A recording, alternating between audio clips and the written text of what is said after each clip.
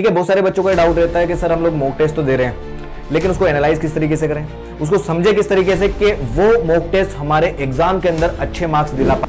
Mock test simply एक ऐसा test होता है जो नीट से पहले आप लोग बहुत बार दे चुके होते हो, सेम उसी पैटर्न के ऊपर, जिसकी वजह से आपको जब नीट का मेन एग्जाम आप देने जाओगे तो आपको उसके अंदर इतना हार्ड फील ना हो। मॉक टेस्ट का देखो दो तरीके के बच्चे होते हैं। एक बच्चे तो होते हैं जो मॉक टेस्ट देते तो हैं लेकिन उससे कुछ सीखते नहीं है, सिंपली मॉक टेस्ट दिया, आगे बढ़े, फिर दिया, फिर आगे बढ़े, फिर दिया, फिर आगे बढ़े। लेकिन टॉपर का माइंडसेट यहाँ पर थोड़ा अलग होता है, क्योंकि कई बार ऐसा भी होता है कि हमारी कॉन्सेप्ट नॉलेज तो कम थी लेकिन हमने उसके अंदर तुक्का मार दिया था, गेस कर दिया था। गलती होने की कुछ वजह होती है, उस वजह को पहचानना पड़ेगा, उसके ऊपर काम करना पड़ेगा। कई बार ऐसा होता है कि आपको सही आंसर आता भी है लेकिन ओएमआर में जब आप फिल कर रहे हो तो उसमें बी की जगह सी कर दिया है, सी की जगह ए कर दिया है। आप सोचिए जब एग्जाम में आपको क्वेश्चन ऐसे मिल रहे हैं जिसको आप ऑलरेडी कर चुके हो तो किस लेवल का कॉन्फिडेंस आएगा। और ये कॉन्फिडेंस तभी आएगा जब आप बहुत सारे इस लेवल के मॉक टेस्ट कर चुके होंगे। सो हेलो एवरीवन, कैसे हैं आप सभी लोग? I hope you are doing well. So welcome to all of you in this wonderful session of Unacademy. My name is Ashif and I am your biology mentor at Unacademy in NEET UG category. So आज की इस video का topic काफी ज्यादा important होने वाला है, जिसके अंदर हम लोग बात करेंगे मॉक टेस्ट एनालिसिस की। आई होप नीट एस्पिरेंट्स की प्रिपरेशन काफी अच्छी चल रही होगी। जिन बच्चों ने अभी तक प्रिपरेशन स्टार्ट नहीं करी है, बेटा प्लीज प्रिपरेशन स्टार्ट कर दो, टाइम ज्यादा इतना बचा हुआ नहीं है। और आज की जो वीडियो है वो तो काफी ज्यादा इंपॉर्टेंट होने वाली है ही। ठीक है, बहुत सारे बच्चों का डाउट रहता है कि सर हम लोग मॉक टेस्ट तो दे रहे हैं लेकिन उसको एनालाइज किस तरीके से करें, उसको समझे किस तरीके से कि वो मॉक टेस्ट हमारे एग्जाम के अंदर अच्छे मार्क्स दिला पाए। तो आज की इस वीडियो में वो सारी चीजें, वो सारे टॉपिक, सारे पॉइंट्स मैं आपको डिटेल में बताऊंगा यहां पर कि किस तरीके से आप अपने मॉक टेस्ट को एनालाइज करें, जिसकी वजह से नीट के एग्जाम में आपके लिए वो एक बेहतर टूल साबित हो।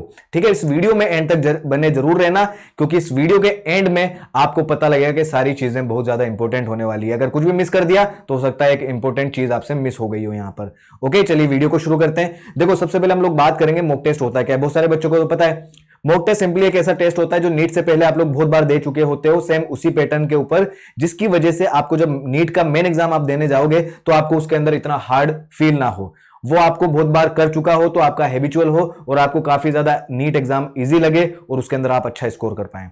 ठीक है, चलिए आगे बढ़ते हैं। यहां पर 3 स्टेप के अंदर मैं आपको पूरा का पूरा कॉन्सेप्ट इसका समझा दूंगा। पहली स्टेप है importance of mock test analysis. क्या इंपॉर्टेंस होता है मॉक टेस्ट का? देखो दो तरीके के बच्चे होते हैं। एक बच्चे तो होते हैं जो मॉक टेस्ट देते तो हैं लेकिन उससे कुछ सीखते नहीं है, सिंपली मॉक टेस्ट दिया, आगे बढ़े, फिर दिया, फिर आगे बढ़े, फिर दिया, फिर आगे बढ़े। लेकिन टॉपर का माइंडसेट यहां पर थोड़ा अलग होता है। टॉपर क्या सोचता है कि मॉक टेस्ट सिर्फ एक टेस्ट नहीं है, सिर्फ एक एग्जाम नहीं है, ये मेरे लिए एक अपॉर्चुनिटी है, मेरे लिए एक मौका है अपने आप को बेहतर बनाने का, अपनी वीकनेस को स्ट्रेंथ में बदलने का और अपने स्कोर को अच्छा करने का, अपने स्कोर को आगे बढ़ाने का। ठीक है, अब मॉक टेस्ट देना तो किसको पसंद होता है? किसी को भी पसंद नहीं होता, लेकिन देना पड़ता है। स्टार्टिंग के अंदर आपको बड़ी प्रॉब्लम आती है। ठीक है, जब आप मॉक टेस्ट देने लगते हो तो आपको पता लगता है कि बहुत बड़ी की हमारे लिए साबित होती है मॉक टेस्ट से नीट एग्जाम को क्रैक करने की। ठीक है, शुरू में प्रॉब्लम आती है, बाद में आप लोग बहुत अच्छा फील करते हो, कॉन्फिडेंट फील करते हो। जो एक्चुअल में मेन की होती है एग्जाम की वो होता है आपका कॉन्फिडेंस।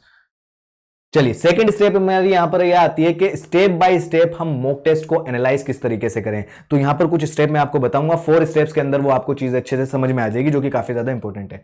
देखिए सबसे पहले identify your strength and weakness. जो आप मॉक टेस्ट दे रहे हो, मॉक टेस्ट देने के बाद में आपके जितने भी मार्क्स आते हैं तो आप ये चेक करो कि कौन कौन से क्वेश्चन में हमारे अच्छे से हमने किया, कौन कौन से क्वेश्चन हमारे गलत गए। अब उसके अंदर जो स्ट्रेंथ वाला पार्ट है आपका, जो आपने अच्छे से किया है, उसमें भी आपको सारे के सारे क्वेश्चंस को चेक करना है, क्या वो आपकी कॉन्सेप्ट नॉलेज की वजह से सही हुए थे। क्योंकि कई बार ऐसा भी होता है कि हमारी कॉन्सेप्ट नॉलेज तो कम थी लेकिन हमने उसके अंदर तुक्का मार दिया था, गेस कर दिया था, तो उसको थोड़ी कंसीडर करोगे, राइट? क्योंकि वो तो कॉन्सेप्चुअल हमारी कमी रहेगी और एक्चुअल में मेन एग्जाम में अगर वही क्वेश्चन आ गया तो हो सकता है हमारा गलत हो जाए, राइट? तो आपको वो भी चेक करना है कि कौन कौन से क्वेश्चन आपके मेन कॉन्सेप्ट नॉलेज की वजह से गए थे। ठीक है, उसके अंदर अगर आपने किसी में लक का इस्तेमाल किया हो, तुक्का मारा हो, तो उसको आप वीकनेस के अंदर कंसीडर करोगे। सेकंड, वीकनेस को तो आपको अलग से लिखना ही है, कौन कौन से क्वेश्चन आपके गलत गए, जो आपकी वीक है ना, उस टॉपिक को आपको फिर से क्या करना है, रिवाइज करेंगे, जो आगे के स्टेप्स में हम लोग समझेंगे। ठीक है, तो यहां पर आप क्या करोगे, सबसे पहले अपने क्वेश्चन को एनालाइज करोगे, कौन कौन से क्वेश्चंस आपके सही गए, कौन से गलत गए, किन में गलतियां हो रही है, कौन से टॉपिक्स में आपकी गलतियां हो रही है। और आपको एक इंपॉर्टेंट चीज यहां पर एक और करनी है, आप एक नोटबुक पर्टिकुलर अपने मॉक टेस्ट के एनालाइज करने के लिए रखो, जिसके अंदर आप हर टॉपिक का, ये जो कहें हर चैप्टर का, अपने मॉक टेस्ट के द्वारा आए गए जो मार्क्स हैं उसके अकॉर्डिंग अपनी स्ट्रेंथ और अपनी वीकनेस उसके अंदर लिखते रहो, राइट? चलिए सेकंड स्टेप हम यहां पर बढ़ेंगे आगे, error classification, identify your error.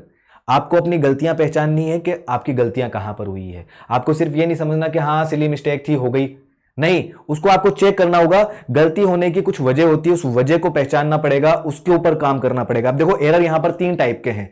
पहला एरर है कॉन्सेप्चुअल एरर। हो सकता है आपके कॉन्सेप्ट में ही कमी थी, आपको वो चैप्टर या टॉपिक अच्छे से आता ही नहीं था जिसकी वजह से वो गलती हुई। ठीक है, अगर ये वाली गलती होती है तो इसके लिए आपको क्या करना पड़ेगा, उस टॉपिक को, उस चैप्टर को अच्छे से दोबारा से पढ़ना है, उसके फिर से एमसीक्यूज करने हैं, फिर से पीवाईक्यूज करने हैं और फिर से मॉक टेस्ट में देखना है कि इस बार हमारी क्या इंप्रूवमेंट हुई है।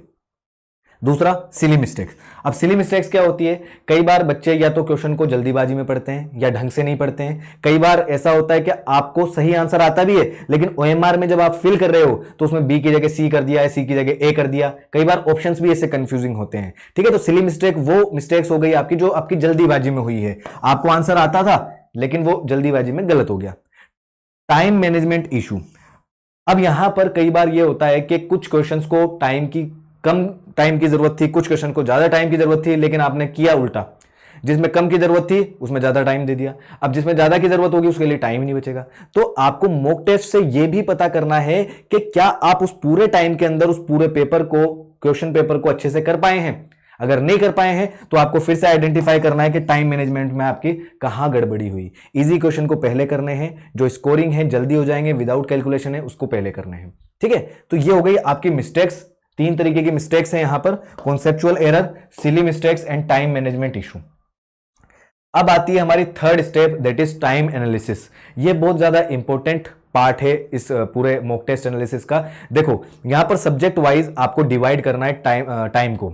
जैसे कि अगर हम बात करें बायोलॉजी की, जिसके अंदर जूलॉजी, बॉटनी जो आ गया आपका 50% पार्ट है, काफी बड़ा पार्ट है।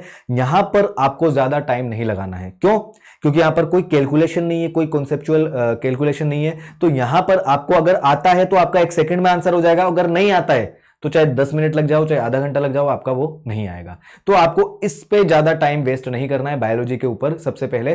फिर आपको जो बचा हुआ टाइम है वो आपको देना है फिजिक्स को, केमिस्ट्री को, क्योंकि वहां पर आपके कैलकुलेशंस वाला पार्ट आता है, न्यूमेरिकल्स आते हैं जहां पर आपको एक्स्ट्रा टाइम देना होता है। राइट, तो बायो को थोड़ा टाइम कम देना है और फिजिक्स केमिस्ट्री वाले को ज्यादा टाइम देना है। वो धीरे धीरे मॉक टेस्ट में जब आप करने लगोगे तो आपको धीरे धीरे समझ में आने लग जाएगा।